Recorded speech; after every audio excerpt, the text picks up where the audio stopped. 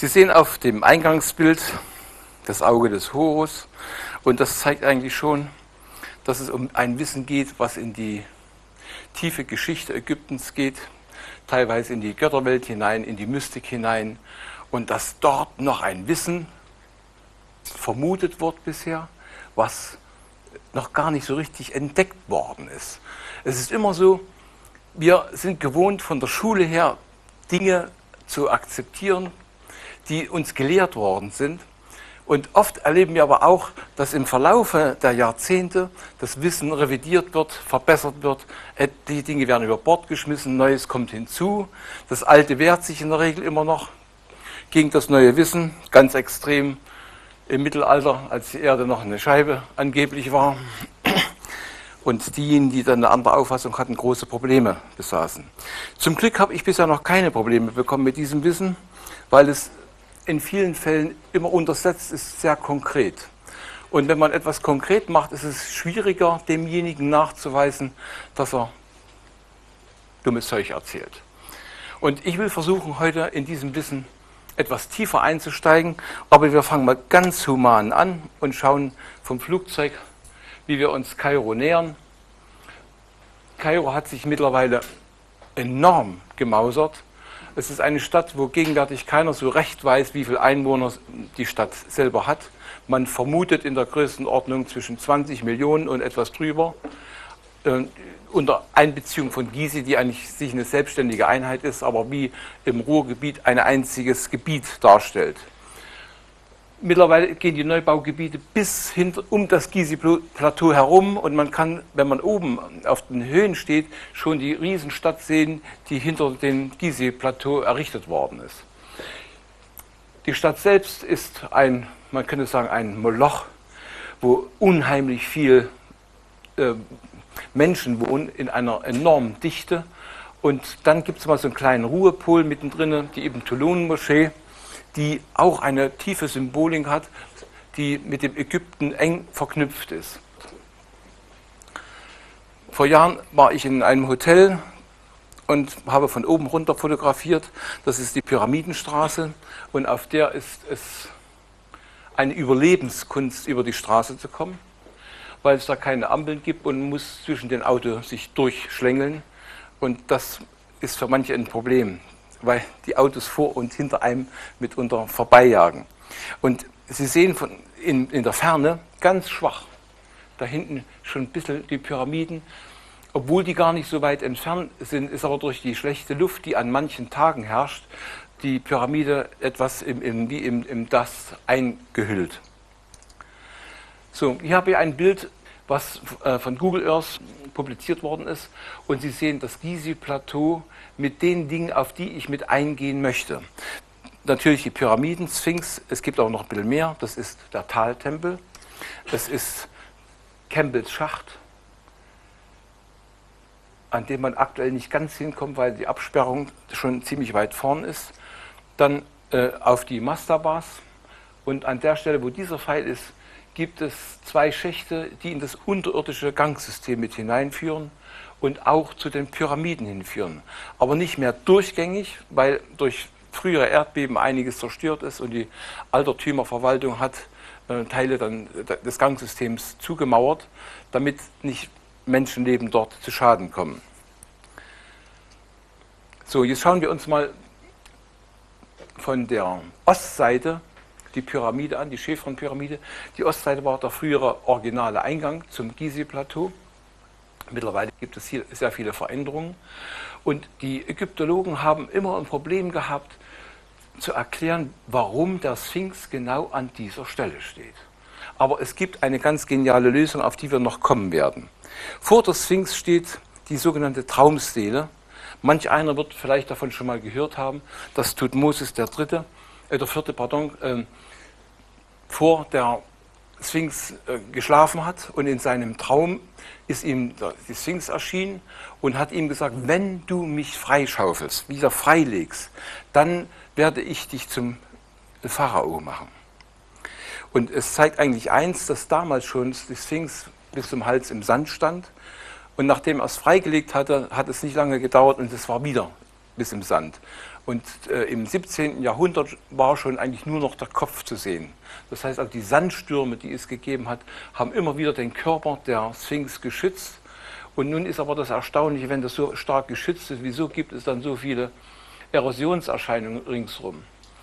Die Ägyptologen haben vor, ich weiß nicht, wie viele Jahre das jetzt her ist, aber in den 90er Jahren Professor Schoch, ein Geologe für Verwitterungsgestein, von der Boston University eingeladen, und er sollte seine Kommentare abgeben und untersuchen, wie alt das Gestein etwa sein könnte und die Verwitterungserscheinung, wann könnte die Sphinx gebaut sein.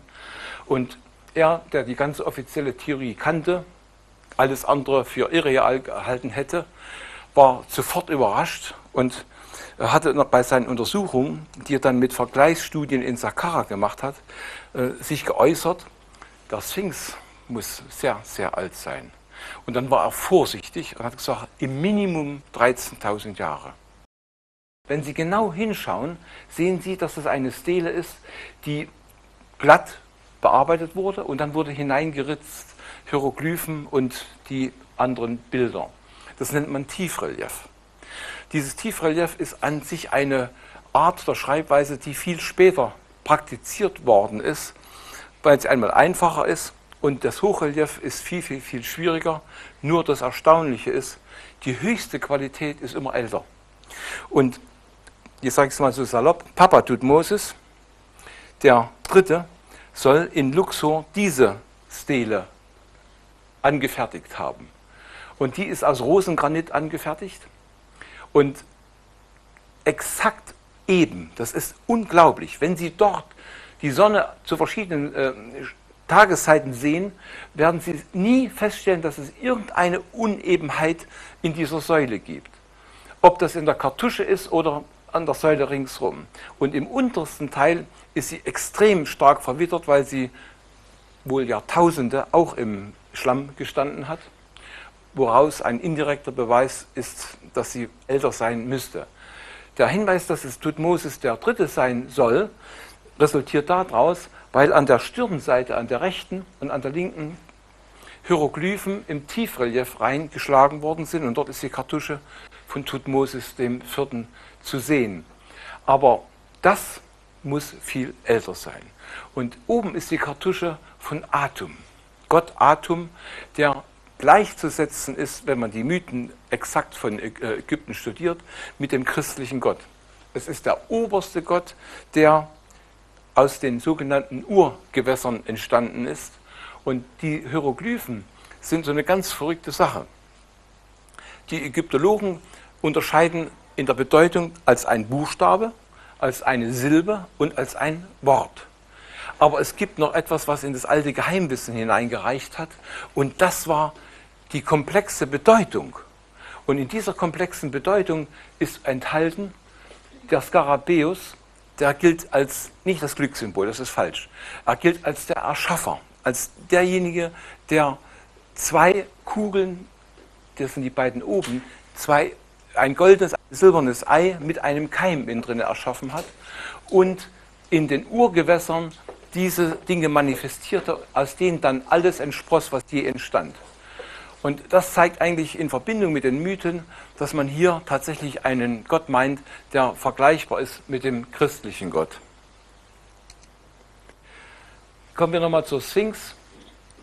An der Sphinx gibt es so ein schönes Loch und die Sphinx selbst hat eine ganze Reihe von Hohlräumen. Sie sehen im hinteren Teil ganz rechts, dass dort ein dunkler Kanal nach unten gezogen ist. Er endet im Grundwasser bzw. im sandigen Schlamm, muss man schon bald sagen. Es ist bisher unklar, wie tief er tatsächlich geht. Andere Öffnungen befinden sich einmal auf dem Rücken, auch an der linken Schulter, wo es ein Stückchen Gang hinein gibt.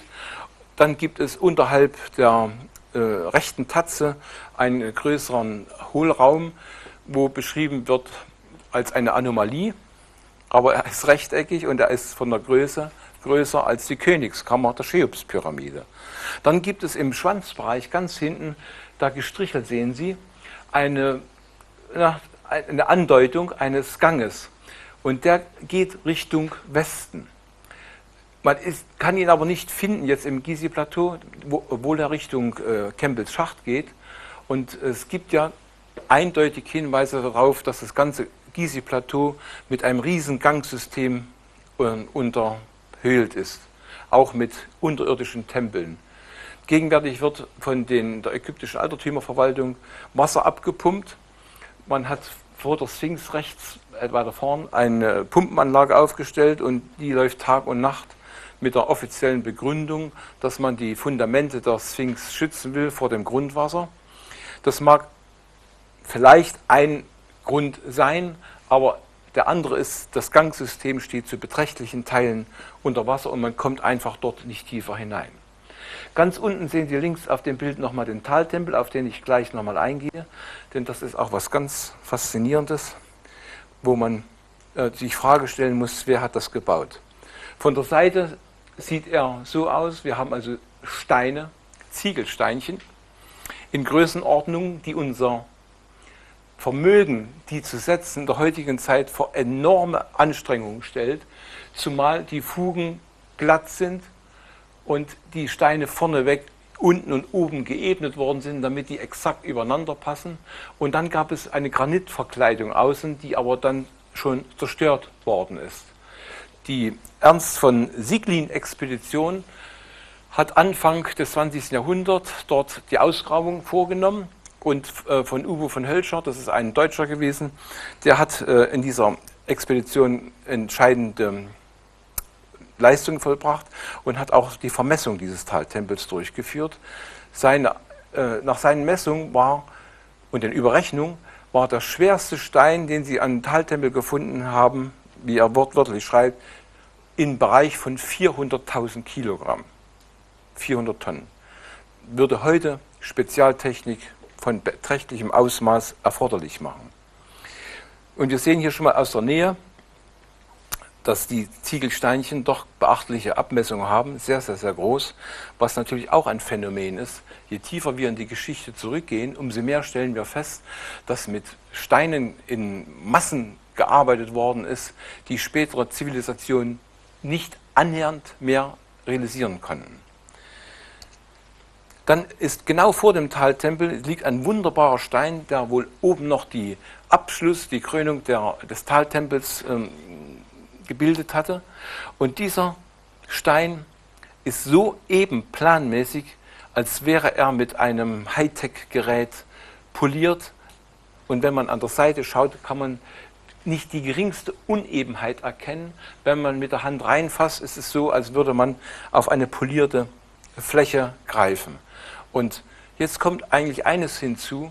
Zur damaligen Zeit wird nach offizieller Darstellung behauptet, gab es keine Eisenwerkzeuge, sondern nur Kupferwerkzeuge.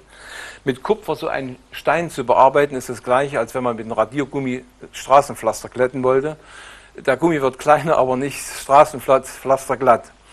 Kupfer kann man damit nicht, das machen, geht nicht. Die Theorie lautet dann, ja, die haben einen Stein der gleichen Qualität genommen, ähnlich wie man das beim Diamanten macht, dann mit Diamantpulver kann man also einen Diamanten schleifen.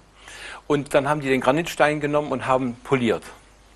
Nun wissen wir eines, wenn wir so etwas machen in dieser Art, dass wir keinen Computerarm haben. Das würde bedeuten, wenn ich so mache, habe ich eine andere Kraftwirkung, als wenn ich so drücke. Wenn ich also reibe, gibt es immer unterschiedliche Kraftwirkungen auf den Hintergrund und es ist definitiv ausgeschlossen. Und das sage ich als Bauingenieur, eine Fläche in dieser Art plan zu reiben. Sie wird immer Unebenheiten aufweisen. Und wenn etwas so glatt bearbeitet ist, dann muss man hinterfragen, wer hat es gemacht und wer hat es mit welcher Technik realisiert. Im Taltempel selbst ist auch erkennbar, dass alle Steine eigentlich angegriffen worden sind und es ist ja bekannt, dass er voll Sand gewesen ist, aber es gibt auch viele Rückschlüsse darauf, dass Wasser über extreme lange Zeit dort eingewirkt hat. Dieser Taltempel hat mich immer schon fasziniert und ich habe auch Teile von Messungen dort schon gemacht. Die letzten werde ich jetzt im nächsten Monat noch vollziehen. Es ist nämlich eine Struktur, die von oben, wenn man die von oben anschaut, sehr ungewöhnlich aussieht. Ich werde den gleich nochmal drehen, den Tempel, dann wirkt das noch viel faszinierender. dieser sogenannte Torbau gleich neben oder vor der Sphinx. So, jetzt gucken wir uns das mal so an und dann sieht das eigentlich aus, so links wie ein dreiarmiger Leuchter. Offizielle Behauptung, es ist ein Magazin gewesen. Erstaunlich ist nur, dass alle 3 Gänge je 11 Königsellen lang gewesen sind. Und da haben wir einen Symbolismus 11 und dann nochmal 11 sind 22 und nochmal 11 haben wir 33. Und da mache ich jetzt schon mal eine Andeutung. Wir wissen, in der Freimaurerei gibt es eine Einweihung bis zum 33. Grad. Die haben zwar heute keine Ahnung mehr davon, was alles dahinter verborgen ist, aber hier sind die Grundlagen. Und der Tempelbereich hat die Form wie ein auf den Kopf gestelltes T und das ist das sogenannte Freimaurersymbol, das Tau, was wir hier sehen. Jetzt fällt aber noch etwas auf. Es ist so, dass wir in der horizontalen Ebene 6 Säulen haben, alle so 2 mal 2 Königsellen groß.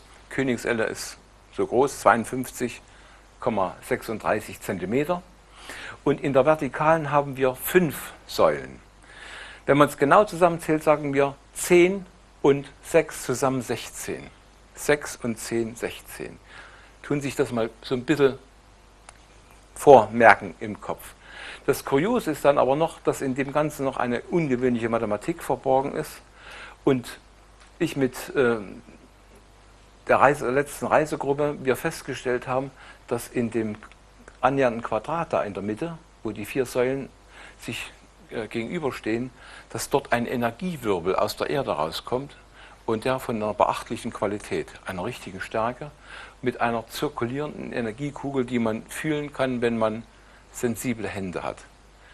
Es gibt da noch mehr ungewöhnliche Dinge von energetischer Seite und deswegen ist dieser Tempel für mich so etwas ganz, ganz, ganz Mysteriöses. Was ich weiß, ist auch, dort begann die Schulung für die Priesterschüler.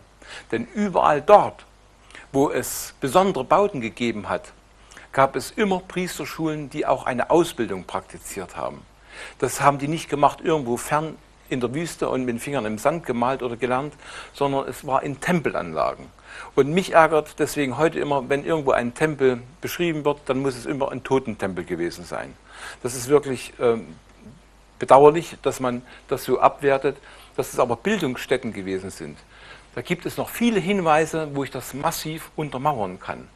Die Griechen haben 500 vor der Zeitrechnung, auch 600 in der Dreh schon gewusst oder behauptet, sagen wir es mal so, dass die platonischen Körper etwas mit der Weltentstehung zu tun haben. Wo ich das erste Mal gehört habe, vor vielen Jahren, da habe ich gedacht, na, das ist Unsinn. Ich habe es inzwischen begriffen, aber das ist eine Geschichte mit so einem Nebenast, wo ein gesamter Vortrag dazu gehört. Und ich will einmal diese beiden platonischen Körper ins Spiel bringen, die mit dieser 6 und 10 eine Bedeutung haben. Und dort sind, wenn man die Punkte mit gegenüberliegenden Punkten verbindet, kann man 6 Achsen ableiten und man kann 10 Achsen ableiten. Und das sieht dann eigentlich so aus. Und das hat etwas zu tun, dass mit der Entstehung einer energetischen Zelle, die atmet. Mehr machen wir dazu erstmal nicht. Nochmal was zu dem Tempel mit 6, 10. Diese Säulen haben eine ungewöhnliche Gesamtgeometrie. Wenn man die Einzelflächen addiert, und da gehe ich dann vielleicht doch noch mal ganz kurz zurück, und würde jetzt eine Vertikale hier durchziehen, dann haben wir links sowas wie einen rechten Winkel und wir haben rechts so etwas wie einen rechten Winkel. Und jede dieser Winkel hat die Grundfläche der insgesamt dann je 8 Säulen, 34 Quadratkönigsellen. Also links 34, rechts 34. Und die Netto-Grundfläche des Tempels ist genau 34 mal 34 Quadratkönigsellen. Und das ist schon erstmal etwas, wo ein Symbolismus ins Spiel kommt, den wir so nicht kennen, weil wir nie bei dem Bau eines Baukörpers, eines Hauses, egal was, uns Gedanken machen könnten, was ist da noch für eine verborgene Geometrie drin. Das 34 mal 34. Und ein Sinn ist auch damit verborgen, denn der alte Pythagoras hat ja mal gesagt, alles ist Zahl. Und Pythagoras hat 22 Jahre in Ägypten studiert. Und er hat nicht die Mathematik in erster Linie studiert, sondern die Mysterien. In die ist er eingeweiht worden bis in den 22. Grad. Und hat eine Philosophenschule an sich gebildet und die Mathematik war ein Nebenprodukt. Und sein berühmter Satz, 3 ins Quadrat plus 4 ins Quadrat ist 5 ins Quadrat, dieser Satz des Pythagoras, den hat er dort gelernt, aber er hatte für ihn noch eine ganz andere Bedeutung, die er dort gelernt hatte. 3 zu 4 bedeutet so viel wie der Geist, der in der Materie wirkt. Und da ja noch 5 Säulen dann sind, in der Senkrechten geht es noch weiter, der Geist, der in der Materie wirkt und dort nach Vervollkommnung sucht. Das sind also philosophische Aspekte. Und wenn wir wissen, dass der Pythagoras auf diesem gesamten Weltgebäude mit Zahlen, mit Proportionen drauf rumgeritten ist, das als das A und das O auch mit in der Weltentstehung betrachtet hat, auch der Auffassung war, die Zahlen sind von Anfang an mit entstanden, dann muss man fragen, wie kommt er auf diese Ideen? Hier ist also eines zu sagen, die früheren hellenistischen Denker haben Dinge gewusst, die später wieder verloren gegangen sind, und sie haben Dinge gewusst, die sie hätten gar nicht wissen können, weil es auf so einem hohen Niveau gewesen ist, dass wir heute erst stellenweise bestätigt bekommen haben, dass ihre Auffassungen recht sind. Und wir wissen auch eines aus der Geschichte, Solon, der griechische Staatsmann und Philosoph, hatte einen Staatsbesuch gemacht in Ägypten, und zwar in Sais, in der Priesterstadt, die heute nur noch ruinenhaft in ganz geringen Teilen besteht. Und in den Gesprächen mit den Priestern ist er erstmal auf viele Dinge aufmerksam gemacht worden, als aufgeklärt worden, sowohl über die griechische Geschichte, die besser kannten als er, und die ägyptische Geschichte. Und ihm wurde gesagt, der ägyptische Staat selbst besteht schon 8000 Jahre lang. Das wären aus heutiger Sicht 10.500 Jahre. Und viele andere Dinge auch noch. Und muss annehmen, das steht dort nicht in diesen Werken von Plato, dass Solon so etwas wie Staatsvertrag gemacht hat, denn nach ihm gab es dann eine ganze Fülle von jungen Griechen, die in Ägypten studiert haben, wie Anaxagoras, Demokrit, Pythagoras und so weiter.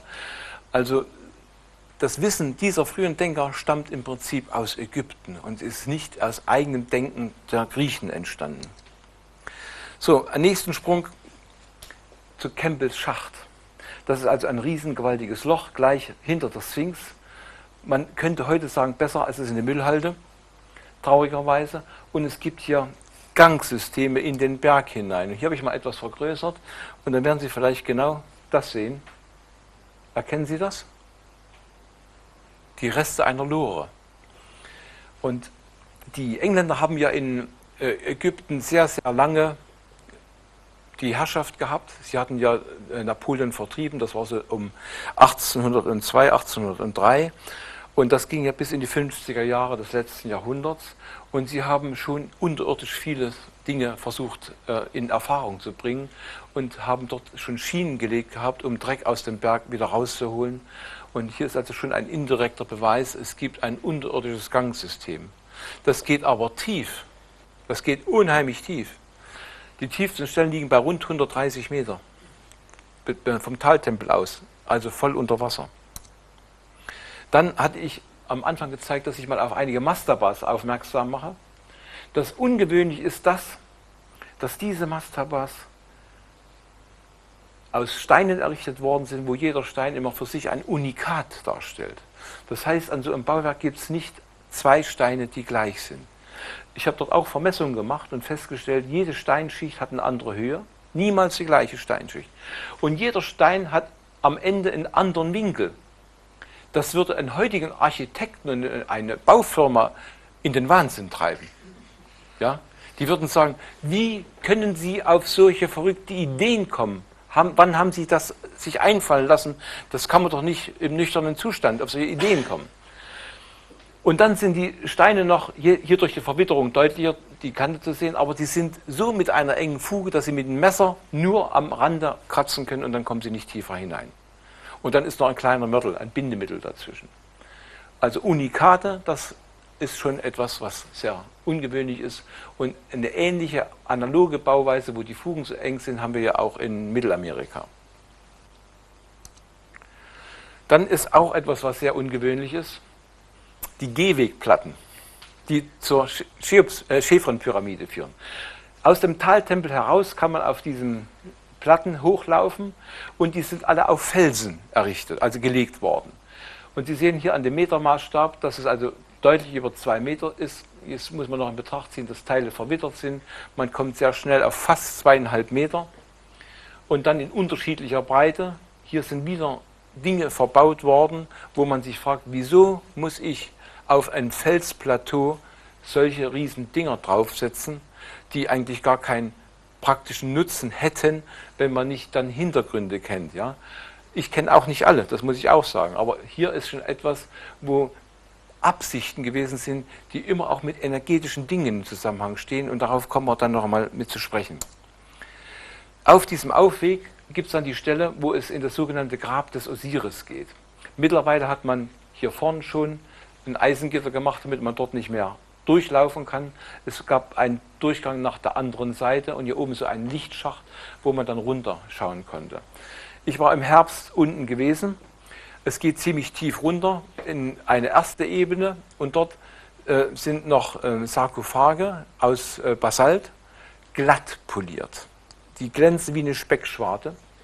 Und dann geht es noch einmal unheimlich tief und da unten ist dann ein Sarkophag, der im Wasser steht.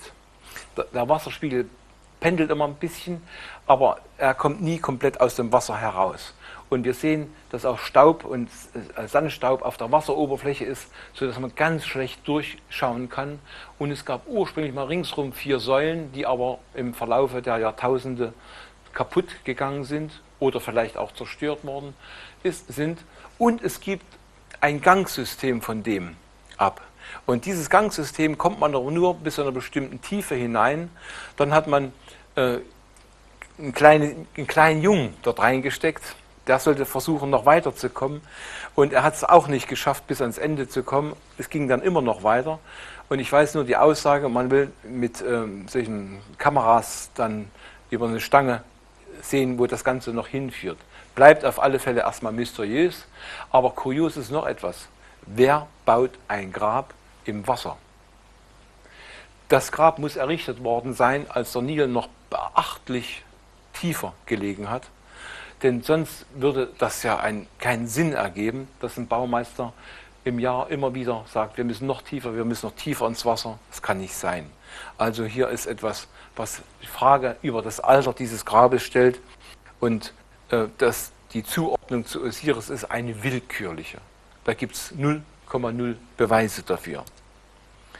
So, jetzt kommen wir mal zur Mycerinus-Pyramide. Und Sie sehen diese enorm rauen Steinschichten. Das kann man zum Beispiel auch Bolivien und Peru in einer ähnlichen Art und Weise sehen. Und die offizielle Begründung lautet, ja, da sind sie nicht ganz fertig geworden mit Polieren.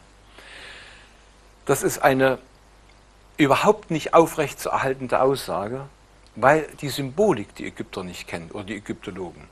Bei den Freimaurern heißt es Arbeit am rauen Stein. Und erstaunlich ist, wir wissen aus der Geschichte, dass wo noch mehr Steine waren, dass es ursprünglich 16 raue Steinschichten waren und darüber war es glatt. Und dann ist es noch etwas, im Eingangsbereich sehen wir hier 1, 2, 3, 4, 5 glatte Steinschichten, aber es gibt noch eine, die noch im Felssand liegt. Es sind genau 6 glatte Schichten und 10 waren drüber. Wieder das Symbol 6, 10, was schon zeigt, da ist eine gewisse Absicht dahinter und diese Steine wurden so belassen, sie wurden an den Ecken, an den Kanten genau feinst bearbeitet.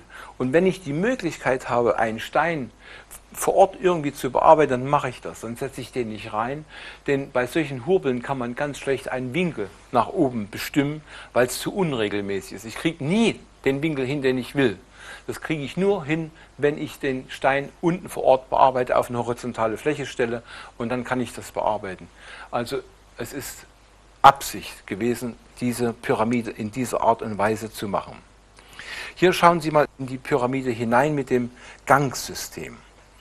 Dieser absteigende Gang führt, oder alles, was dort im Inneren ab einem bestimmten Punkt ist, ist aus dem Ganzen herausgearbeitet worden. Es gibt nicht in dem Kammersystem ein Stückchen, wo es ursprünglich oben offen gewesen ist und aufgebaut worden ist. Die gesamten Kammern sind aus dem massiven Felsgestein herausgearbeitet worden. Und das ganze Kammersystem ist auch in mancherlei Beziehung sehr, sehr ungewöhnlich. Wir sehen hier auf dem linken Bild in die Hauptkammer im oberen Teil geradeaus eine Vergitterung. Ich war natürlich da schon dahinter und war auf diesem Dach von der unteren Kammer, weil man in die untere Kammer hat man einen großen Hohlraum aus dem Felsen herausgearbeitet und hat dann Granitsteine reingebaut, um eine Kammer innerhalb einer Kammer zu bauen. Und solche Sachen sind natürlich auch ein bisschen ungewöhnlich, warum man sowas macht. Ich sage es definitiv, es hat nichts mit Totenkult zu tun. 0,0. Und da kommen nur Nullen danach. Dieses ganze Wissen stellt eine Brücke dar, eine Verbindung von der Vergangenheit zur Zukunft. Und diese Dinge werden wir Stück für Stück begreifen, aber heute noch nicht in der gesamten Komplexität. Hier logisch, dass es darunter in diese Kammer geht. Und wir gehen dann zur nächsten Pyramide, zur Chefron-Pyramide. Hier sind genauso kleine Königin-Pyramiden davor. Und wir sehen von der Chefron-Pyramide noch einen Teil der Spitze erhalten. Ich bin jetzt mal so gewagt und sage, möglicherweise gab es hier einen ersten Streik in der Geschichte. Denn nach 800, also nach Al-Ma'mun, wo dann die Türken schon in das Osmanische Reich da gegründet hatten, wurden viele Steine verwendet zum Aufbau einmal der Zitadelle, der gesamten Burg und für Teile im Stadtbereich. Und es wurden diese Steine abgebrochen, aber es ist eine lebensgefährliche Sache. Wenn man hier Steine Stück für Stück von unten ausbricht, kann es schnell passieren, dass von oben ganze Stücke nachrutschen und da hat es bestimmt eine ganze Reihe Menschen erschlagen. Und irgendwann wird man wahrscheinlich dann aufgehört haben, weil die Gefahr zu groß gewesen ist. Oder, wir wissen es nicht, vielleicht haben sie dann gesagt, wir streiken. So, und wir schauen auch hier mal in das innere Gangsystem hinein. Es gibt einen Eingang, der ebenerdig ist. Das ist der heutige Eingang. Und man kommt auf immer eigentlich 2 Königsellen breiten Gang. Das werden wir auch bei den Mysterien besser verstehen, warum gerade 2. Und unten gibt es dann auch eine Sicherungsvorrichtung oder eine Nebenkammer und dann eine ganz seltsame, ungewöhnliche Struktur im Aufgang, die dann zum zweiten Eingang oder Ausgang im oberen Bereich führt. Dann kommt man in die Kammer. Dieser lange Gang, der dann in die Kammer führt, ist deutlich höher. Da ist 3,2 Königsellen hoch im Verhältnis zu den anderen, die alle ein bisschen kleiner sind, nur etwa in der Höhe. Man muss also meistens doch ganz schön gebückt gehen. Hier kann man das erste Mal fast, also für meine Größe, fast aufrecht stehen, ein bisschen leicht, brauche ich bloß den Kopf einziehen. Die Kammer ist aber nicht exakt wiedergegeben, denn da gibt es noch ein paar Dinge, die man berücksichtigen muss. Zuvor noch mal kurz vor der Chefron-Pyramide ist ja auch diese Tempelanlage. Und Sie sehen mich hier mit einem ägyptischen Freund, der Medizin studiert. Und das andere ist Dr. Ahmed Osman, mit dem ich diese Reisen in Ägypten gemeinsam bestreite, dem Direktor im Obersten Rat der Altertümerverwaltung Kairos, und ist verantwortlich für die Rückführung von Antiquitäten, die auf nicht gesetzliche Art ins Ausland gelangt sind.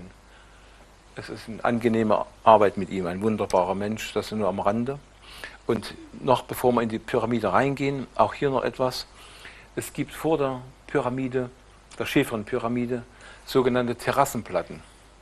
Und Sie sehen rechts unten, dass diese Terrassenplatten auch sehr ungewöhnlich sind. Sie haben Größen, alle asymmetrisch. Es gibt nicht eine einzige, die, wie wir heute machen würden, rechten Winkel, ja, sondern Strukturen mit Abzackung und da geht da eine Vertiefung rein, also richtig irres Bild von oben. Und die Größen habe ich mal so überschlagen, da kommt man auf rund 200 Tonnen. Und auch hier ist wieder die Frage, wer hat mit solchen Massen gearbeitet, um auf einem massiven Felsen noch einmal solche massiven Terrassenplatten zu verlegen. Auch, dass die Verkleidungssteine asymmetrisch gemacht worden sind. Hier sieht man also, dass der hintere Stein schräg angeschnitten worden ist. Jeder Stein eine andere Breite, jeder Stein eine andere Tiefe. Es gibt zum Teil Steine, die im hinteren Teil richtig abgezackt sind. Wieder die ungewöhnliche Art. Aber ich will eins sagen, wo ein schöner Effekt drin liegt, den wir heute gar nicht mehr beachten, hier in Deutschland schon gleich gar nicht. So ein Gebäude, was auf die Art und Weise gebaut ist, wo nichts symmetrisch ist unheimlich erdbebenfest. Weil Bebenwellen, die tun sich verstreuen. Sie können nicht in einer linearen Folge sich entwickeln. Aber das mag vielleicht nur einer der Gründe sein. Und dann ist die Frage, wer kam auf die Idee? Die Spitze der Schäfernpyramide möchte ich jetzt hier mal zeigen. Die wurde von dem Ägyptologen Lepsius so um 1920 vermessen. Und die Ägyptologen haben danach geschlussfolgert, ja, die haben es nicht ganz gepackt, die Symmetrie zu schaffen, wie sie ursprünglich gedacht war. Die Plattform ist praktisch in diesem Bereich hier, das ist schon die Abschrägung nach den Seiten. So. Und man sieht, dass also hier auf einmal etwas eingefügt worden ist, so als würde es angepasst sein. Trotz alledem ist es fast im Quadrat, aber nur fast der äußere Teil. Nur der innere ist etwas asymmetrisch. Und dann ist die Frage, warum, weshalb, weswegen. Ich zeige Ihnen das und ich erkläre es, warum das so notwendig war. Es ist das ungewöhnlichste Pyramidion, was es überhaupt in Ägypten gegeben hat. Nur sind alle Pyramidions inzwischen verloren. Ich habe aber Zugang, wie sie ausgesehen haben, wie groß sie waren, die ganzen Details und geometrischen Parameter. Und das sah mal so aus. Es war innerhalb dieser Vertiefung, die etwa so hoch ist, das ist also auch damals vermessen worden, und es war sowas wie ein energetisches noch oben drüber. Und das Pyramidion selbst mit dieser Plattform, mit dem Giebeldach da oben, hatte einen tiefen, tiefen Sinn. Hier gibt es praktisch zwei Achsen durch das gesamte Gizeh-Plateau Nord-Süd. Kommt dann drauf, warum das notwendig war. Und dass der andere Teil energetisch notwendig ist, ist wieder eine faszinierende Sache, wenn man die Gründe kennt, warum die Pyramiden überhaupt gebaut worden sind, die des Gizeh-Plateaus. Dann spielen andere Dinge eine Rolle und niemals der Totenkult. Und wenn wir das Pyramidion von der anderen Seite anschauen, sehen wir, wie das mal ausgesehen hat. Und von Ägyptologen wurde vermessen, dass die Pyramide einen Neigungswinkel hat von 53,1 Grad. So rund angegeben. Und man hat gesagt, plus minus ein paar Krümelchen noch, winzige Krümelchen. Aber da die Ägyptologen keinen Mathematikunterricht haben, wenn die in Winkeln 53,1 Grad hören, dann wissen die nicht, dass das genau aus den idealen Proportionen vom Satz des Pythagoras abzuleiten ist. Die 3:4:5, und das haben wir ja verborgen, eigentlich auch in dem Taltempel, wo in dem rechten Winkel 3 Säulen waren, dann sind es 5, aber eine einzige hat eine andere Abmessung, die ist 2x3 Königsellen. Wir haben also 4 und 5, sodass der Symbolismus versteckt auch im Taltempel enthalten ist. So, jetzt ein Blick zur Cheops-Pyramide von einem Hotel aus, wann war ich denn da? Vor 2, 3 Jahren.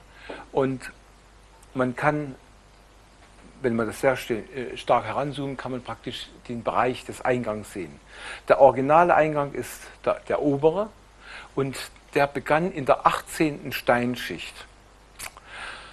Al-Ma'mun, der Sohn des Kalifen von Bagdad, hat um 820 eine größere Truppe zusammengestellt, sowohl Schutztruppe wie auch Wissenschaftler, Handwerker, und ist nach Ägypten gezogen. Es ist überliefert, dass er in den Archiven seines Vaters Unterlagen gefunden hat, die aus einem früheren Raubzug stammen sollten. Und in denen hätte gestanden, dass die Pyramide erstmal einen Eingang hatte in der Nordseite, deswegen hat er im Norden auch angefangen, dass dort biegsames Glas enthalten wäre, nichtrostiger Stahl und andere Schätze. Und das wollte er natürlich erkunden, und er kam in Ägypten an. Und was sieht er? Die Pyramide glatt wie ein Kinderpopo, so wie rechts unten. Das sind noch die restlichen Steinschichten, die ursprünglich die gesamte Pyramide verkleidet hatten. Der Fugenabstand beträgt rund einen halben Millimeter. Und das bei Steinen, die etwa in der Größe sind, im Durchschnitt 1,80 Meter breit und bis über 3 Meter in die Tiefe. So etwas herzustellen, wo dann noch ein Bindemittel dazwischen ist, stellt uns heute vor fast unlösbaren Aufgaben. Weil eine Toleranz hergestellt werden muss, die geringer als ein Achtel Millimeter ist. Beim Stein ist aber das Problem, wenn der geschliffen wird und soll eben werden, dann kann ich das nämlich mit Meißel machen. Das funktioniert nicht, da kriege ich nicht ein Achtel Millimeter Toleranz hin. Dann muss ich einen Schleifteller nehmen. Der Schleifteller muss aber größer sein als die größte Ausdehnung des Steines selbst. Und wenn ich den also auf die Seite lege, damit ich dort die Flächen plan bekomme, muss der Schleifteller über 4 Meter Durchmesser haben. Dann muss die Achse gelenkig gelagert sein, weil wenn die sich dreht und kommt dann noch an überstehende Teile, ist die Gefahr, dass die Achse kaputt geht. Deswegen ist auch heute, wird das so gemacht, dass beim Schleifen die Achse noch gelenkig gelagert ist. Und die Achse selber muss selbst sich noch einmal drehen.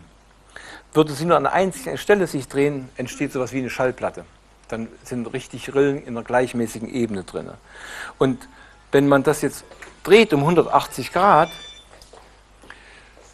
muss man wieder mit der Tatsache leben, dass die Achse gelenkig gelagert ist und dann ist das Problem, eine Parallelität zu erreichen. Und diese Parallelität war rechts und links, die war oben und unten und vorne musste der Winkel eingehalten werden. Und da geben Sie das heute mal einem Steinmetz in Auftrag, einen einzigen Stein in dieser Qualität herzustellen. Wenn es einen ganz Verrückten gibt, der sagt, ich mache Ihnen das, dann prüfen Sie das hinterher mit Präzisionsmessgeräten, werden feststellen, hat es nicht geschafft. Ist nicht machbar. Braucht Hightech. So, schauen wir mal auf die Pyramide von oben drauf. Und was wir sehen, sind so wie leichte Einkerbungen. Die waren aber nur im Unterbau vorhanden. Der Oberbau war glatt. Das hat etwas mit energetischen Wirkungen zu tun. Alle 4 Ecken sind nicht auf der gleichen Höhe. Das hat man festgestellt durch Vermessung. Weiß aber nicht warum. Und man glaubt, das ist den Ungenauigkeiten bei dem Bearbeiten zu schulden, obwohl das schon hochpräzis ist. Und hier gibt es energetische Wirkungen, die sich wie Wirbel nach oben entwickeln und die werden durch diese Vertiefung mit verdichtet. Die tragen mit einer gewissen Verdichtung bei und werden dann nach oben spiegelbildlich wieder herausgegeben und sind also nicht bloß begrenzt auf die Pyramide selbst. Es gibt auch spiegelbildliche Entwicklungen nach unten, die noch weiter in die Tiefe gehen. So, und auch hier das Phänomen, dass die äußeren Verkleidungssteine asymmetrisch gemacht worden sind. Da fragt man sich, warum muss dieser Stein gleich so noch einmal so eine Ecke haben? Und ich habe die ganze Reihe, die noch da besteht, mir mal angeschaut. Jeder Stein sieht hinten anders aus.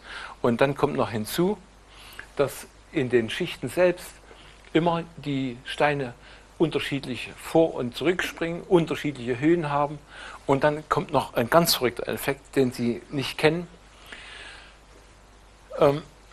Die Anzahl der Steinschichten innen und außen in der Verkleidung war verschieden. Das kann man heute noch prüfen an der Unas-Pyramide. Dort sind deutlich zu sehen, dass die äußere Anzahl der Steinschichten geringer ist als der innere Aufbau. Und das kann man auch an der Pyramide Pepi des Ersten sehen, wo noch Reste erhalten sind, bis in einige Meter Höhe, wo auch innen und außen verschieden ist. Und hier war der innere Aufbau ursprünglich 216 Steinschichten. Die Ägyptologen glauben, es waren 210, aber das würde ein Pyramiden ergeben, was in der Höhe höher als dieses Zimmer wäre und hätte Massen, die sehr schwer da hochzubringen sind. Die Beweisführung, warum das 216 sind, 6 mal 6 mal 6, die Normanzahl der Knochen eines Menschen. Es gibt auch dort Unterschiede und Sie werden es nicht glauben. Wenn Sie im Internet recherchieren und versuchen, die Anzahl der Knochen eines Menschen rauszubekommen, da finden Sie eine Fülle der unterschiedlichsten Angaben. Von rund 200 bis 240. Keiner weiß es richtig. Hat damit zu tun, viele Knochen sind bei uns im Beckenbereich und im Kopfbereich zusammengewachsen. Manche werden als einzeln gezählt. Und diese Struktur, wie sie ursprünglich mal war am Menschen, ist für uns heute sehr, sehr schwer nachvollziehbar. Und ich weiß, dass es mal so gewesen ist. Aber die äußere Verkleidungsschicht bestand aus 12 mal 12, 144 Steinschichten. Und jetzt bitte ich Sie um eines. 144 und 216 im Hinterkopf mal zu behalten. Können Sie wieder vergessen heute Abend, aber mal im Moment im Hinterkopf behalten. Sie werden nochmal staunen. Sie werden nochmal ganz gewaltig überrascht werden. Das sind natürlich beide zusammen 360 und stehen beide im Verhältnis 2:3. Wieder die Frage, was soll das alles? Gell? Mit der 2:3 vielleicht ein Vorgriff schon. In allen 3 Pyramiden wurde in 3 Meistergrade eingeweiht. Im 11., 22. und 33. Grad. 2:3 bedeutet, in dem einen Bereich waren mit 2 Meistergraden ist er angekommen und den 3. hat er in der Cheops-Pyramide erlangt. Das ist ein tiefer Symbolismus, der noch ein bisschen weiter zu führen ist. Hier sehen Sie den inneren Aufbau und Struktur. Der heutige Eingang ist hier nicht eingetragen, sondern nur der originale Eingang. Und was auch hier nicht eingetragen ist, in der Felsenkammer unten ist nur so ein kleiner Stupser gemacht. Da unten geht es noch weiter. Ich zeige Ihnen dann mal, was da schlitzohrig uns verborgen wird. Dieser absteigende Gang ist etwas über 105 Meter lang, 2,3 Königsellen hoch. Das sind etwa 2 Meter, halt 1 Meter in die 20 rund. Das heißt, es ist schon ein bisschen anstrengend, so eine lange Strecke darunter zu laufen in gebückter Haltung, in sehr, sehr warmer Luft. Der aufsteigende Gang und auch die große Galerie sind ähnlich wie der absteigende Gang immer in einem Neigungsverhältnis 1:2 oder 2:1, wie man es nimmt. Da kommt dieser Winkel von 26,565 Grad rund raus. Und das war die ursprüngliche Planungsabsicht im Verhältnis 1:2. Da kommt der andere Symbolismus raus, 2 Meistergrade hast du und das eine nach oben und den 3. bekommst du. Vom Eingang in die große Galerie geht es dann horizontal in die Königinnenkammer. Dort ist weiter vorn auch abgesperrt. In der Kammer gibt es keine Zirkulation von Luft. Da drin steht die Luft gewaltig. Und ich habe da drin auch die Kammer vermessen. Und ich sah nach einer Weile aus wie eine gebadete Maus. Mir tropfte das Wasser über die Brille hier vorne runter, weil es einfach kaum aushalten ist, wenn man länger da drin ist, weil es sehr, sehr heiß ist. Aber ich war bestimmt 2 Stunden da drin. So, und jetzt gehen wir erstmal auf dem absteigenden Gang runter in die Tiefe. Ganz oben kann man diesen originalen Eingang noch ein bisschen schwach hier sehen. Und Sie sehen, dass die Wände aus dem Naturfelsen herausgehauen sind. Also alles ist rau. Original, komplett richtig. Die waren nie geschliffen, diese Wände. Auf dem letzten Stück dieses Ganges gibt es noch einen kleinen horizontalen Abschnitt und dann kommt man in diese Felsenkammer hinein. Und in der Felsenkammer ist alles sehr, sehr ungewöhnlich. Dort wurden auch übrigens Einweihungen gemacht, das hat was mit dem 27. Grad zu tun. Und dort muss man sich in tiefer Dunkelheit aufhalten. Da hängen noch mehr Dinge dran.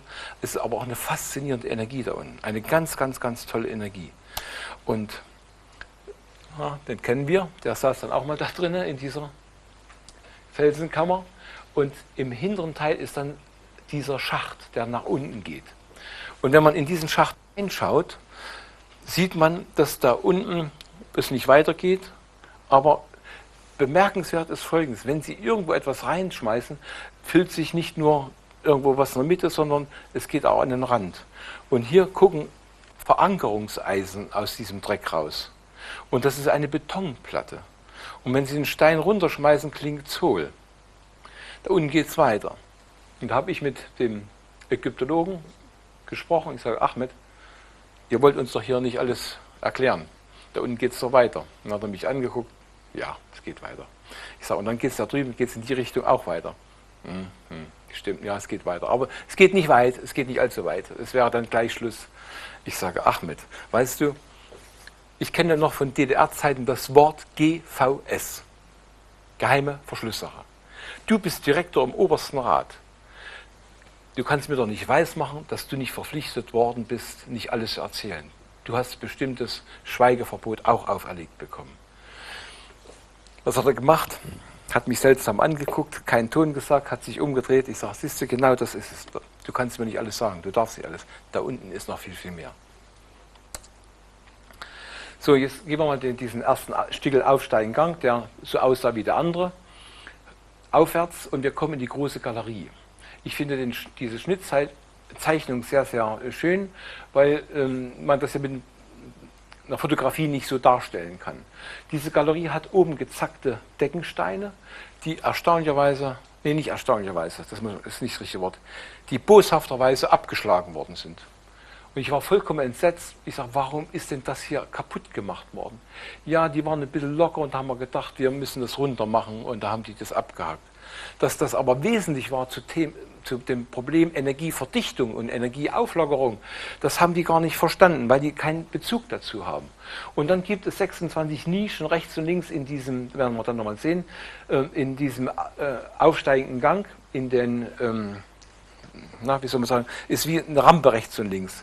26 und 26 sind 52 und da wird es gleich wieder lustig, weil der hochheilige Bereich in der Cheops-Pyramide 52 Quadrat Königsellen groß ist. Bei vielen Völkern, heute noch, spielt es eine besondere Rolle.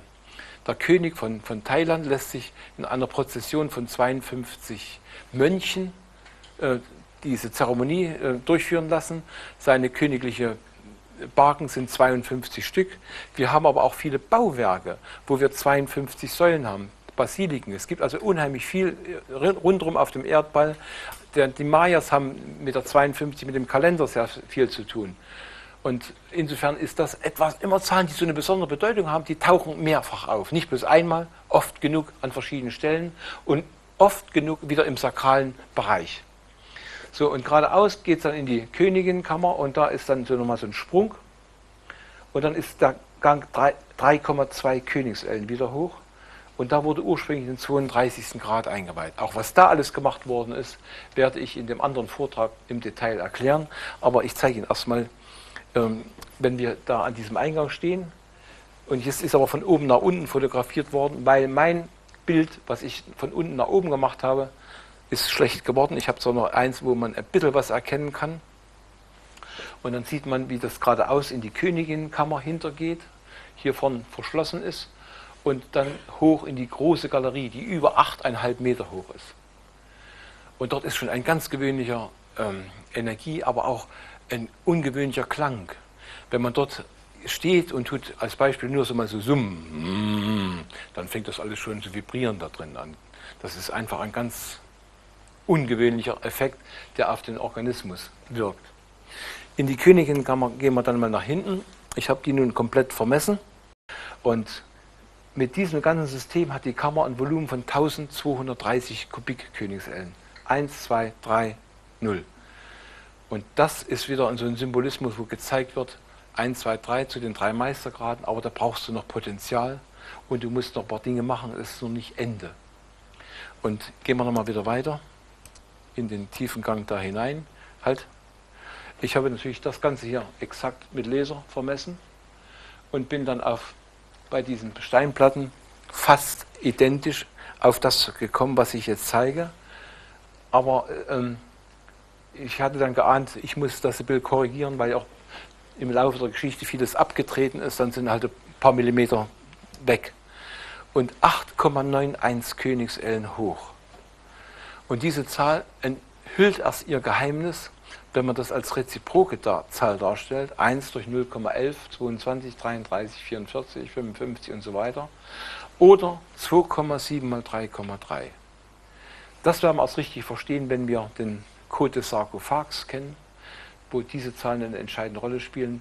Die Königskammer ist im Prinzip über das mit kodiert und in der ägyptischen Mythologie spielen 1, 8 und 9 immer eine besondere Rolle in der Kombination untereinander.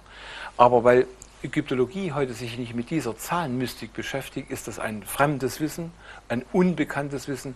Sie können jeden Ägyptologen damit überraschen und da sagen, keine Ahnung, 0. Oder sagt, Sie sind ein Spinner oder ein Pyramididiot. So, das kennt man schon bestimmt von vielen Bildern. Der Sarkophag ist massiv lediert worden.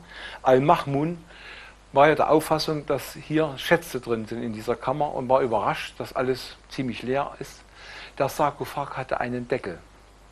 Und dieser Deckel war eine Königselle hoch der Unterteil 2. 2:1 wieder. Und im hinteren Bereich des Sarkophags kann man noch erkennen den Absatz innen drin, wo der Deckel eingerastet war. Ich habe natürlich im Sarkophag auch schon gelegen, auch was da alles noch so passiert, wenn man weiß, was man zu tun hat, erzähle ich im nächsten Vortrag. Und gehe nur noch auf ein paar wenige Dinge ein, damit ich Sie nur ein bisschen neugierig mache. Bisher galt in der Literatur als eine mögliche Form diese Darstellung, wo man glaubt, über pythagoreische Dreiecke die Höhe der Königskammer zu bestimmen und man käme auf 5,85 Meter rund, aber die Kommastellen wären bis zum Ende des Universums unendlich. Und das ist nie gemacht worden.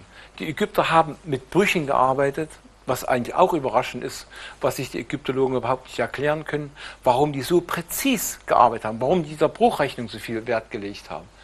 Und auch mit den Dezimalstellen. Und ich habe dann drinnen selber Lasermessungen gemacht. Und das Erstaunliche ist, wenn man da drinnen irgendwelche Messungen macht, da werden die Leute gleich mobil, da kommen die Wärter angerannt. Was machen sie hier? Naja, und wenn man da ganz ehrlich ist, fliegt man raus. Und man muss also den richtigen Trick finden, um drin bleiben zu können. Und ich habe dann gesagt, ich habe mit Dr. Zahi Hawass, das ist der Generalsekretär des Obersten Rates, einen Tag zuvor gesprochen, er hat mir es erlaubt. Und da war er erstmal ganz baff und habe ich ihn gefragt, und können Sie mir beim Messen bitte helfen? Und da war er stolz, mir helfen zu können und da war die Sache gelaufen.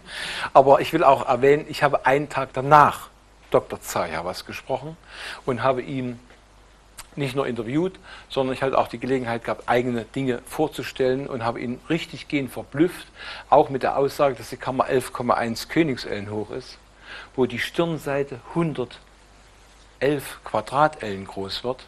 Und dann sehen wir wieder, wenn wir das mit den 3 Meisterschaften akzeptieren, eine Meisterschaft in der Mycerinus, eine in der Schäferin und eine in der Cheops, 3-mal die 1. 3-mal bist du der Größte in einer bestimmten Art und Weise, ein dreifacher Meister. Hier ging es darum, bei diesen Einweihungen eine Meisterschaft zu erreichen, wo man dreifacher Meister war. Und die haben Fähigkeiten gehabt, wo wir alle blass werden würden, wenn uns einer heute hier gegenüberstehen würde mit diesen Kenntnissen, mit diesen Fähigkeiten.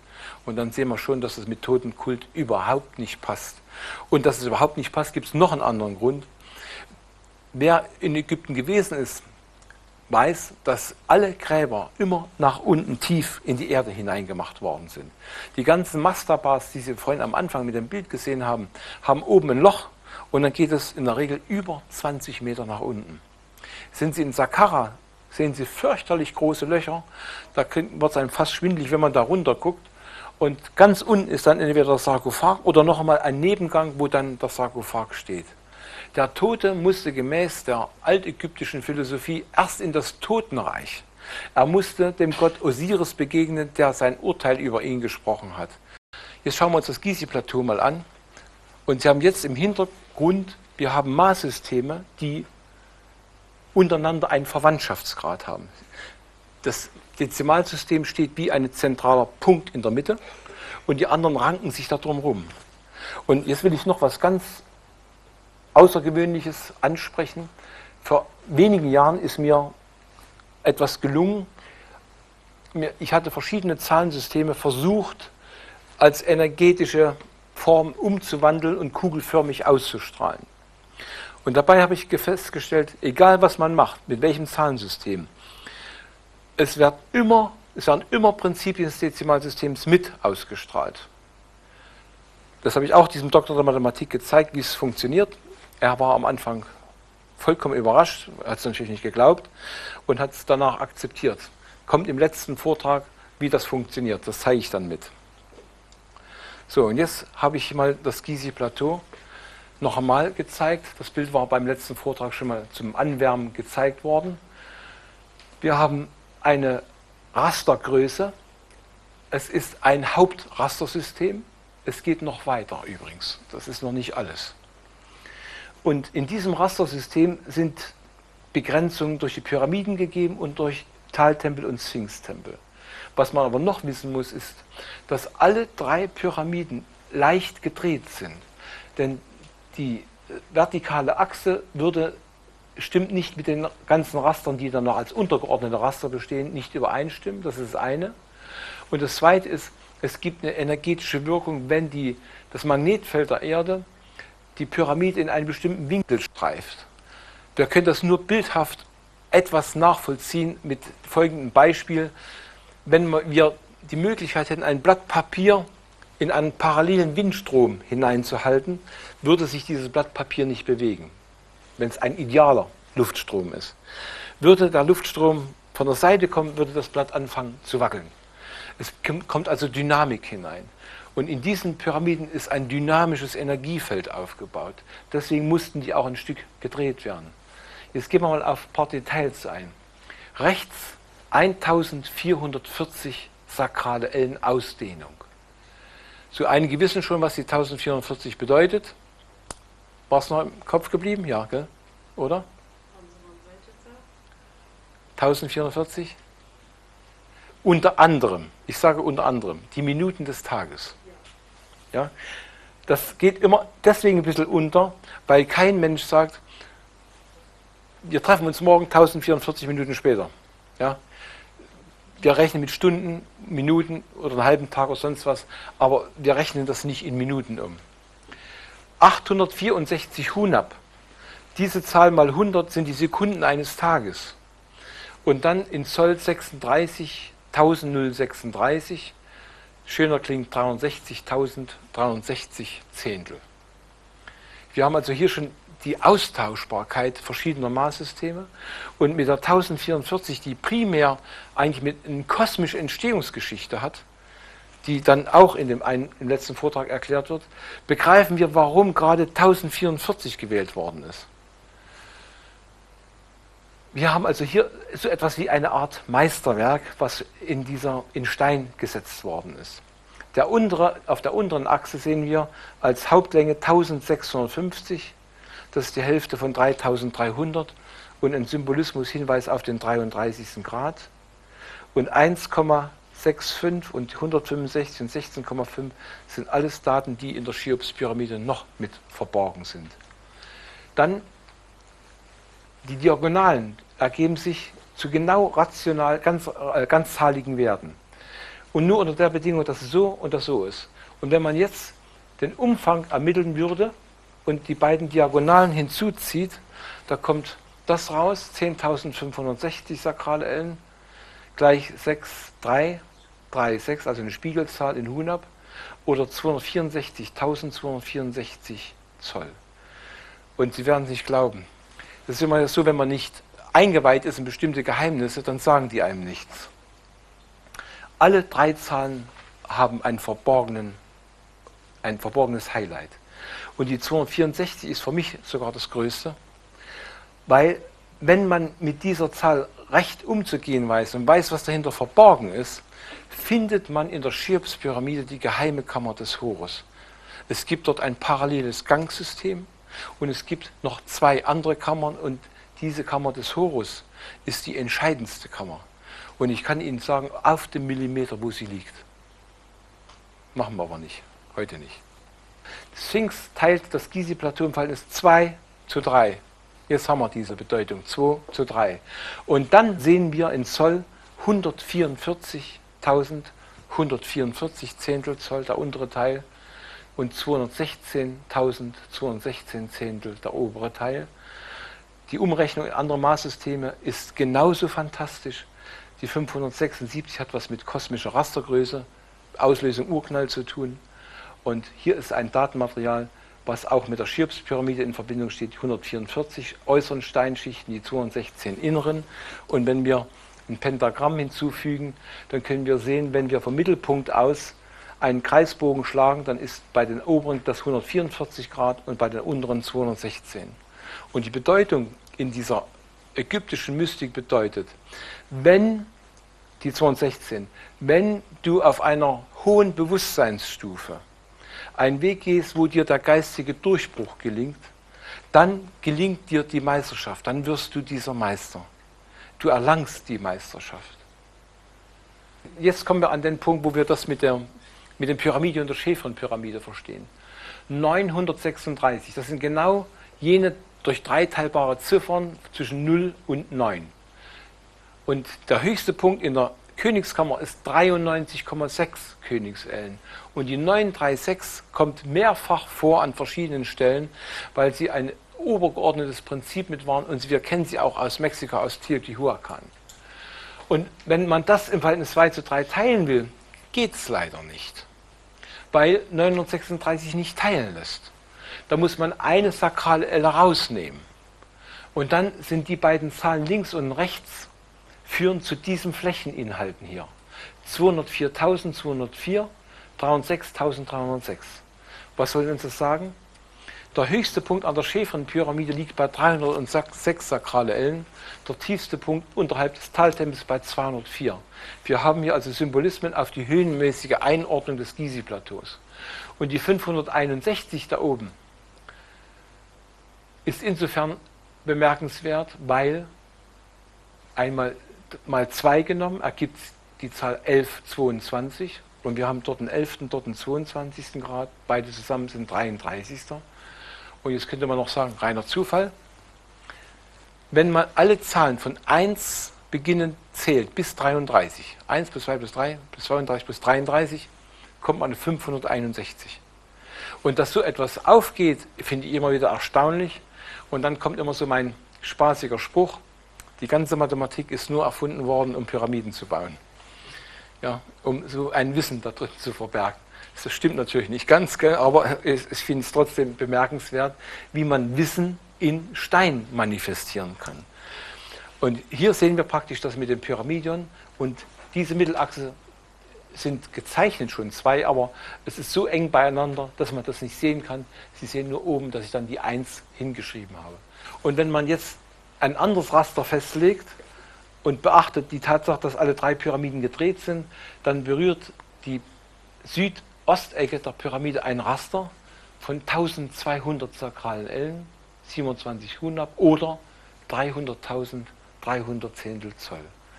Und da bildet sich ein Flächeninhalt von 120 mal 120 mal 120 und wir haben diese Zahl erstaunlicherweise bei den vedischen Zeitaltern mit 1.728.000. Und die 432 ist übrigens auch verborgen im Gizeh-Plateau und auch in der Cheops-Pyramide. Und wir finden alle Zahlen, die hier oben drin sind, im Gizeh-Plateau wieder. Das heißt also, man hat sich bewusst auf eine Geometrie und eine Planung eingelassen, die übergreifende Zusammenhänge beinhaltet und die in kosmisches Wissen hineingeht, aber in einer anderen Art, als man das bisher geglaubt hat. Hier ist wirklich eine Brücke von der Vergangenheit zur Zukunft. Ich betone nochmal, alle 3 Pyramiden haben im Äußeren ein anderes Maßsystem. Und das klingt im Moment wie konstruiert, aber ich sage es mal so, die großen Kinderaugen kommen danach noch. Bei der Mycerinus-Pyramide ist die Nord-Süd-Achse, wie hier geschrieben, 10.404. Wenn Sie genau hinschauen, sehen Sie, dass die 144 verborgen ist mit 2 eingeschobenen Nullen. Und bei der Ost-West-Achse ist die Null nur an einer anderen Stelle geschoben worden. Und diese 10.044 ist nichts anderes wie 1 plus 2 plus 3 plus 4 bis plus 144. Summe aller Zahlen von 1 bis 144 ergibt 10.044. Hier ist wieder auf eine ungewöhnliche Art und Weise gezeigt worden, wenn du in der Mycerinus-Pyramide bist, kannst du die Meisterschaft erlangen. Dir fehlt aber noch Potenzial. Und die Null hat in dieser Mystik der Götter, das ist nicht von der Erde, das haben keine Menschen erfunden, hat die Null die Bedeutung eines Potenzials, was man hinzugewinnt. Genauso wie auf der Geldnote, wo 100 Euro mehr sind als 10 Euro. Und hier ist das Analoge. Die beiden Nullen bedeuten, du musst das Potenzial in der Schäferin noch erlangen und das Potenzial in der Cheops-Pyramide. Und dann ist es die reine 144. Zur Schäferin will ich jetzt nicht allzu viel sagen. Das sind Zahlen, die sich durch Brüche ausdrücken lassen und haben eine Differenz von 33 cm. Und alle zusammen umgerechnet ergeben das in Zentimetern. Jetzt werden Sie diesen Zahlen bestimmt nichts abgewinnen. Ich sage Ihnen, so wie sie da stehen, gewinne ich Ihnen auch nichts ab. Aber Jetzt zeigen wir mal, was da noch dahinter steht. 54.945 können ausgedrückt werden als 3.333 mal 33 minus 3 mal 33 halbe Zentimeter. Nur durch 3 darstellbar. Das ist doch schon ein bisschen arg ungewöhnlich. Und die andere Achse 3.333 mal 33 plus 33 Zentimeter. Und wer jetzt noch zweifelt, den zeige ich das absolute Highlight. Als Summe beide addiert 3.333 mal 33 minus 33 Zentimeter. Und das sind genau 2.100 Königsellen. Und die 2.100 haben in dieser Mystik die Bedeutung, ein großer Zyklus geht zu Ende. Und in diesem großen Zyklus kommt die Menschheit auf eine andere Stufe, eine andere Level. Es ist ein Übergang. Und das wird mit dem ausgedrückt. Und diese Mathematik kann unmöglich Cheops entwickelt haben, weder Mykerinus noch Schäfren. Da kommen wir noch zum Sphinx. Geht ja ums gesamte Gizeh-Plateau. Als Reste weiß man hier an diesem Bauchbereich da vorne, wie ein Wulst, dass da früher mal eine Statue stand. Das muss aus ganz alten Aufzeichnungen noch hervorgehen. Und man glaubt, dass es einen König darstellt. Das ist aber nicht korrekt. Hier war eigentlich die Chefplanerin des gesamten Gizeh-Plateaus. Das war die Göttin Neith, die später in Vergessenheit geraten ist. Es gibt da viele Geschichten drum. Und sie war dann die Hauptgöttin von dem Priestertempel in Sais. Sie war das Nonplusultra gewesen. Und wir schauen mal auf den Kopf. Hier hat der Zeichner versucht, die Uräusschlange zu rekonstruieren, aber ein bisschen lächerlich. Die muss sehr müde gewesen sein, die Schlange auf diesem Kopf. Überall, wo wir die richtig sehen, ragt die hoch, aufrecht. Warum soll die sich ducken und drücken und Angst haben? Nee, die stand aufrecht. Und jetzt ist das Verrückte, wenn man diese Maße von dieser Sphinx nimmt, die heutigen Maße, da fehlt an dem, was ich jetzt sage, so ein Stückchen. Und da sage ich mehr oder weniger spaßenshalber immer, ich war mal mit Haaren auch ein bisschen höher. Und der Wind hat dort im Laufe Erosion herbeigeführt, und was man auch oben sieht, und etwas abgeschliffen. Aber die Platte war in 32 sakrale Ellen Höhe und in 33 sakrale Ellen hatte die Uräusschlange hochgeragt.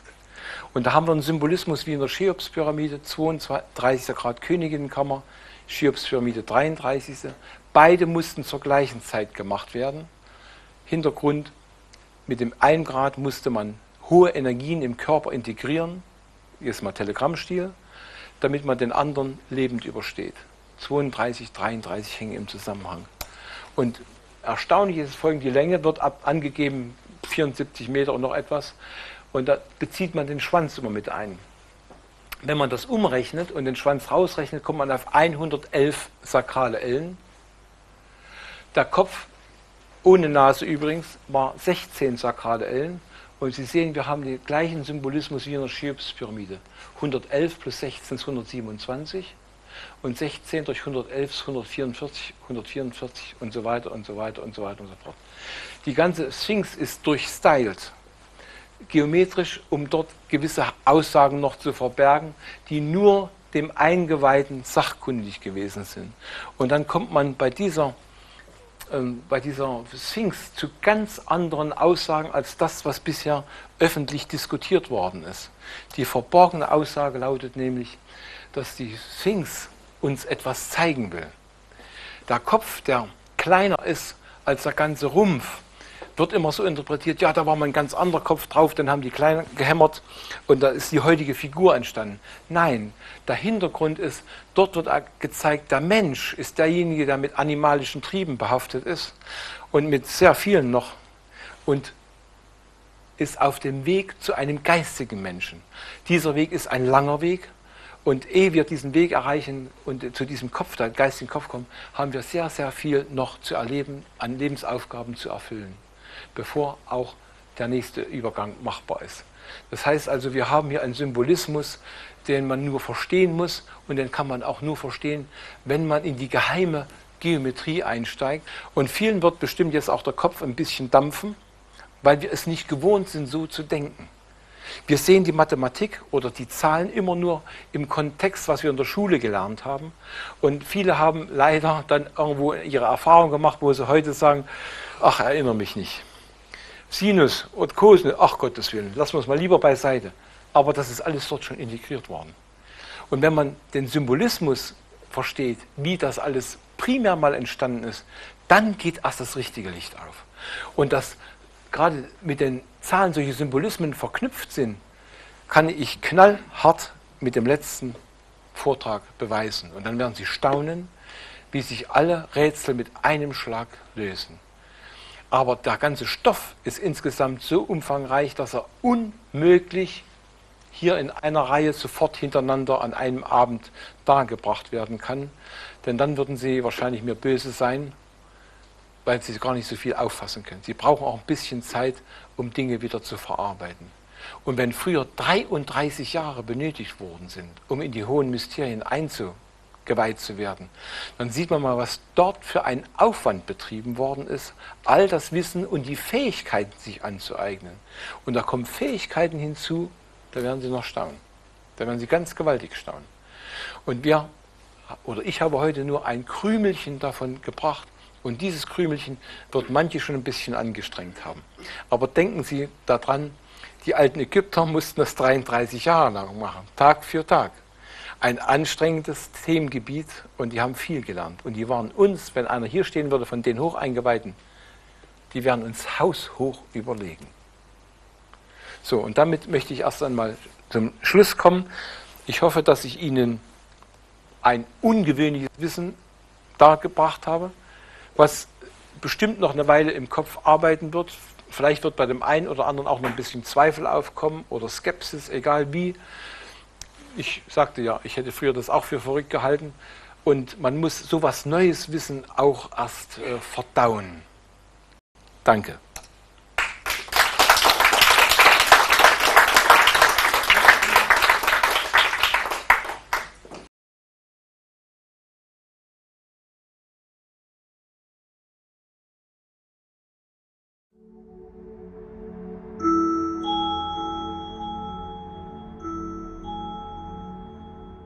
Dort, wo eine hohe Kultur ist leicht die Gefahr, dass sie dekadent, überheblich, arrogant wird und nicht mehr bestrebt ist, sich das Wissen anzueignen. Wenn wir die ägyptische Geschichte anschauen, dann sehen wir, dass es dort auch einen Niedergang gegeben hat.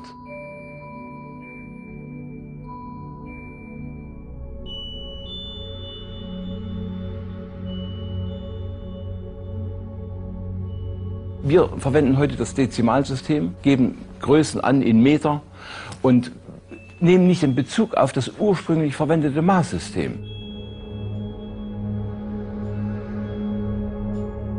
Ein amerikanischer Fuß, der aus 12 Zoll besteht, ist 1200 durch 3937 Meter lang. Würden wir jetzt diesen Fuß umrechnen in einen einzigen Zoll, müssen wir das durch 12 teilen und mal 100 nehmen, wenn wir es in Zentimeter umrechnen, und da kommt eigentlich eine Formel raus, 1 durch 0,3937. Und jetzt kommt eigentlich das Verrückte an der ganzen Sache. Wenn man das ausrechnet, gibt es eine Ziffernfolge, die beginnt mit der Größe, die wir heute kennen als die Länge des Solls, 2,54 cm. Dann kommt 0, 0, 0, 508, 00, 1016 und so weiter. Wenn man das genauer analysiert, stellt man fest, da drin ist eine Verdopplungsfolge. Jede nachfolgende Zifferngruppe ist genau doppelt so groß wie die vorhergehende. Und da, wo ich das entdeckt hatte vor Jahren, war mir klar, mein Gott, das ist ja was ganz Ungewöhnliches. Wieso ist ein Zoll mit so einer ungewöhnlichen Mathematik behaftet, die uns regelrecht in Erstaunen versetzt? Der Zoll war bereits den alten Ägyptern bekannt. Wer die Erbauer der Pyramiden in Gizeh waren, ist keinesfalls abschließend geklärt. Doch eine genauere Betrachtung der verwendeten Planmaße offenbart eine geheimnisvolle, auf hohem Niveau stehende Mathematik.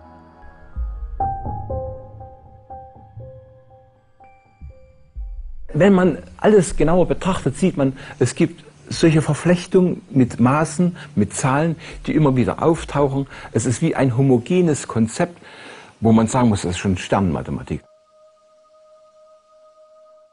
Ich hatte die Gelegenheit, in der Königskammer selbst Vermessungen zu machen, Laservermessungen, und konnte feststellen, wenn man diese Außenmaße nimmt, also 4 mal die Länge oben und unten, 4 mal die Breite oben und unten und 4 mal die Höhe vorn und hinten, führt das zu genau 33 Königsellen.